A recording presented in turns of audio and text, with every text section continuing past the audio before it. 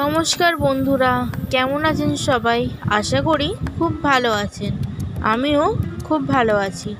রুহির রান্নাঘরে আপনাদের সবার স্বাগত। আজ আমি বানাবো কস্তুরি আলুর দম। কস্তুরি আলুর দম বানানোর জন্য কি কি লাগবে চলুন দেখে নিন। প্রথমে আমি আলুটাকে কেটে নেবো, মাঝখান থেকে নিয়ে নেবো 3টে বড় পেঁয়াজ, একটা টমেটো, ধনেপাতা আর নিয়ে নেবো আদা রসুন। ওটাকে ভালো করে পেস্ট করে নেব।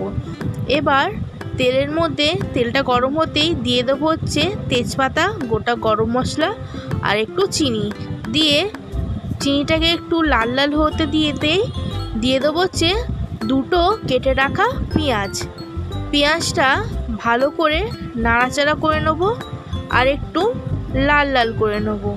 করে নেওয়ার পর তুলে দেবো হচ্ছে কেটে রাখা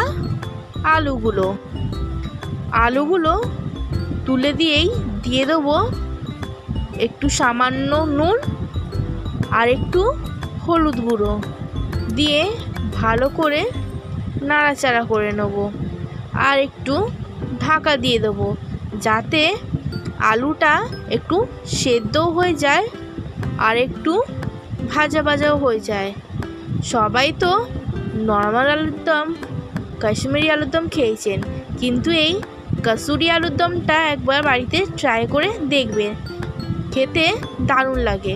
তারপর দিয়ে দেবো হচ্ছে আদা রসুন আর একটা বড় পেঁয়াজ বাটা দিয়ে ভালো করে নেড়ে চেড়ে নেব। তারপর এর মধ্যে দিয়ে দেবো হচ্ছে পরিমাণ মতন লঙ্কা গুঁড়ো।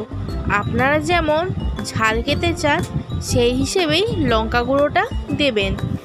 তারপর দিয়ে দেবো হচ্ছে একটু হলুদ গুঁড়ো দিয়ে ভালো করে নেড়ে নেব। তারপর দিয়ে দেবো কাশ্মীরি লঙ্কা গুঁড়ো প্যাকেট।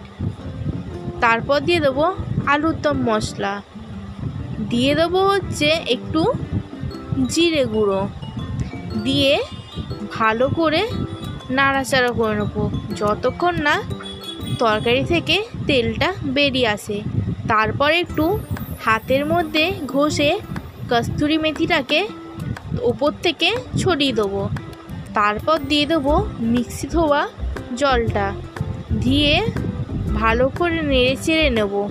নেওয়ার পর আর একটু জল লাগলে জলটা একটু দিয়ে দেবো, দিয়ে ভালো করে নেড়ে চেড়ে ঢাকা দিয়ে দেবো।